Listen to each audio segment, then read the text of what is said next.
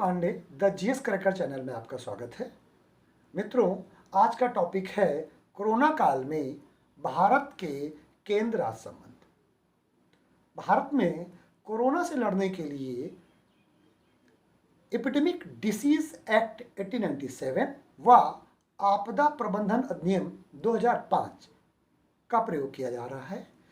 Epidemic disease act 1897 का प्रयोग सबसे पहले मुंबई में प्लेग फैलने पर किया गया था। उसके बाद इसका प्रयोग कुछ संशोधनों के साथ पंजाब में व अन्य राज्यों में किया गया। हम सब जानते हैं कि एपिडेमिक डिसीज एक्ट का प्रयोग एक राष्ट्र राज्य के अंदर ही किया जा सकता है, या हम इसको और गहराई से जानने का प्रयास करते हैं तो पहले ये जानते हैं कि एपिडेमिक डिसीज व पेंडेमिक डिसीज में क्या अंतर है। एपिडेमिक डिसीज किसी राष्ट्र और उसके राज्य के किसी निश्चित क्षेत्रों में होने वाली बीमारी से है, तथा पेंडेमिक का अर्थ है विश्व के कई राष्ट्रों में या अधिकतर राष्ट्रों में फैली हुई बीमारी से है। इसीलिए कोई राष्ट्र जब इस बीमारी से सामना करता है तो वह एपिडेमिक डिसीज एक्ट के द्वारा ही अपने राष्ट्र को कानूनी रूप से नियंत्रित करता है। भारत भी इससे अछूता नहीं है। भारत ने 1897 के इस अधिनियम से देश को, कानून व्यवस्था को और देश को इस बीमारी से लड़ने में उसका प्रयोग कर रहा है। एपिडेमिक डिसीज एक्ट 1897 प्रमुख रूप से केंद्र व राज्यों को शक्तियां प्रदान करता है। इस एक्ट के अधिनियम की धारा 2 में व 2A में केंद्र व राज्य के अधिकारों का वर्णन किया गया है।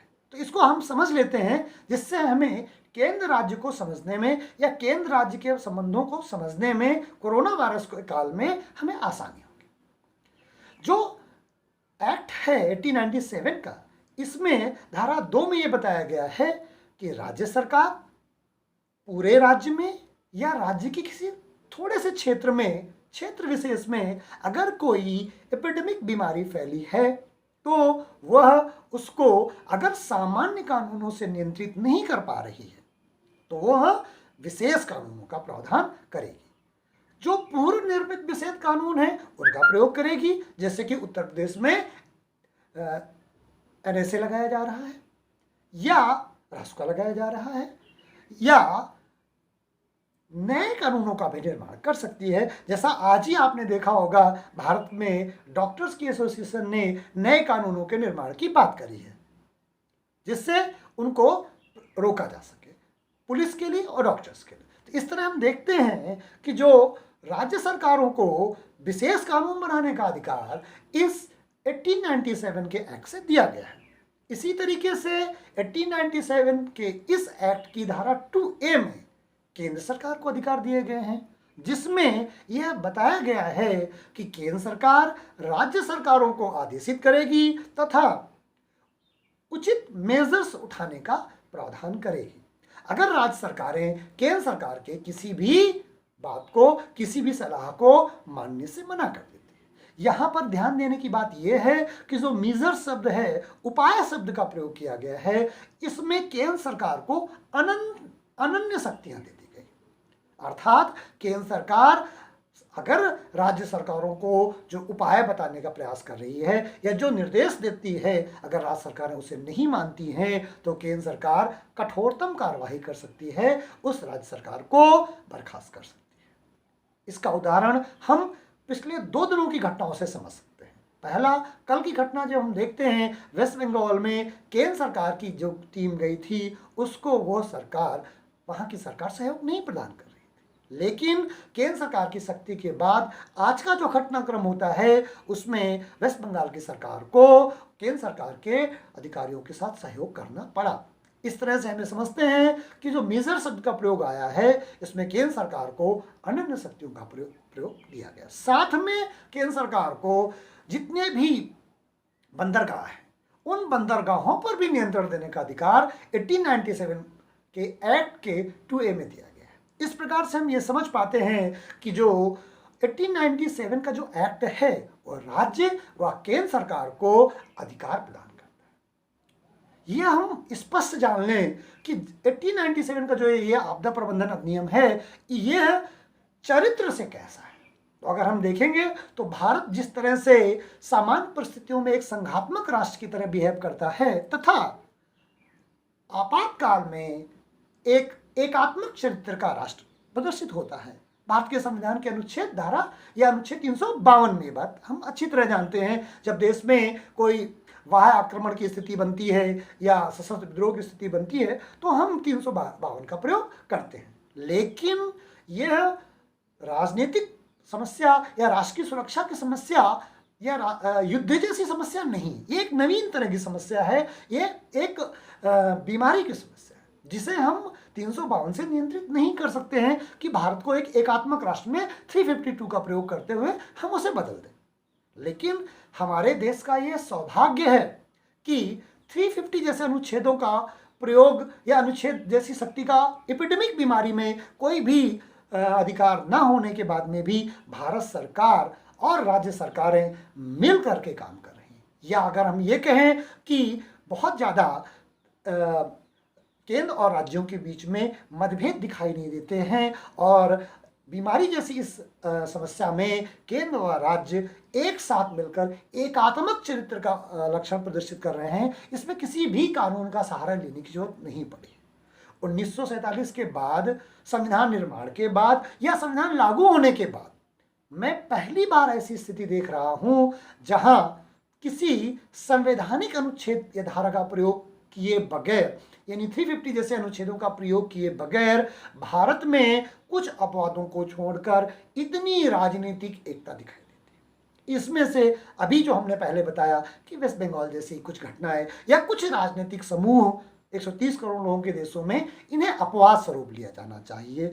वरना इस समय की जो स्थिति है 1897 एक्ट का उसका मेजर्स जैसे उपायों के शक्तियों का प्रयोग केंद्र सरकार को नहीं करना पड़ा है। केंद्र सरकार में एक अलग तरह की विचारधारा की इस समय सरकार है, राज्यों में अलग तरह की विचारधाराओं की सरकारें हैं। डेमोक्रेसी में ये बहुत स्वाभाविक है और किसी भी लोकतंत्रात्मक राष्ट्र के लिए वैचारिक विभिन्नताएं होना अच्छी बात है। और 123 करोड़ लोग एक ही तरह से सोचें ये संभव नहीं। लेकिन जब देश आपदा में हो, जब देश समस्याओं से ग्रस्त हो, जब मानवता की बात हो, जब राष्ट्र रक्षा की बात हो, तो निश्चित ही हम सब अपने मतभेदों को भुला करके एक साथ एक समग्र रूप से एक धारा में, एक सूत्र में पिरो जाते हैं। यह हमने आज इस कोरोना की लड़ाई पर आज तक हमने ये सिद्ध किया हुआ है। कुछ व्यक्तियों या कुछ समूहों को हम अपवाद स्वरूप मान सकते हैं। भारत इकलौता राष्ट्र नहीं है। ऐसे अपवादों के लिए विश्व में किसी न किसी राष्ट्र में ऐसी कोई न कोई समस्या आती है। कुछ विशेष समस्याएं जैसे उनको हम अपवाद स्वरूप लेते हैं, उनको इस पर चर्चा में शामिल नहीं करते हैं, क्योंकि 130 करोड़ लोगों के देशों में पूरे 100% लोग इसमें शामिल हो जाएंगे। ऐसी संभावना करना बहुत अच्छी बात नहीं, या ये एक बहुत ज़्यादा उम्मीदें हो जाएंगी। इसलिए हमें देखते हैं कि इस समय जब देश कोरोना जैसी गंभीर बीमारी से लड़ रहा है, उस समय केंद्र सरकार, राज्य सरकार और प्रशासन, स्थानीय सरकारें भी, लोकल बॉडीज भी मिल करके काम कर रही हैं। आपको जानकर बहुत आश्चर्य नहीं होगा कि 11 मार्च 2020 को इस बीमारी को पेंडेमिक बीमारी घोषित किया गया भारत सरकार के कैबिनेट सचिव के द्वारा या भारत सरकार द्वारा। उसके बाद से भारत सरकार तथा राज्य सरकारें निश्चय ही बधाई के पात्र हैं, जिन्होंने इस कोरोना जैसी बीमारी का राजनीतिक मतभेद बीच में न आने देते हुए 1897 के अधिनियम का प्रयोग करते हुए, 2005 के आपदा प्रबंधन अधिनियम का प्रयोग करते हुए देश को एक सूत्र में, एक राजनीतिक सूत्र में पिरोया है। हाँ, इसमें वेस्ट बंगाल जैसे कुछ घटनाएं अपवाद स्वरूप हैं, क्योंकि वो घटनाएं प्रारंभिक अवस्था में तो विरोध स्वरूप जैसी लग रही थी, लेकिन अगर आज की खबर को देखा जाए तो आज की खबर तक आते आते भारत सरकार और राज्य सरकारों में अब ऐसा कोई मतभेद नहीं दिखाई दे रहा है। हमारे संविधान निर्माताओं ने जिस संविधान का निर्माण किया था आज वो संविधान की उनकी दूरदर्शिता कितनी सही सिद्ध होती है। कभी कभी कुछ लोग इस संविधान की आलोचना करते हैं कि ये विश्व से उधार लिया हुआ संविधान है, हमने अपनी चीज़ों को वो स्थान नहीं दिया है। लेकिन मुझे लगता है कि आज ऐसे आलोचकों को कोरोना संकट के समय में जो भारत कुछ अपवादों के साथ एक साथ खड़ा हुआ है, उनको उत्तर मिल गया होगा कि संविधान निर्माण के जो हमारे राजनेताओं ने, जो हमारे मनीषियों ने अथक प्रयास किया था, जिसका नेतृत्व श्री बाबा साहब अम्बेडकर जी ने किया था, वो संविधान आज वैश्विक संकट की घड़ी में भारतीयों को एक मजबूत राजनीतिक सिंबल प्रदान कर रहा है।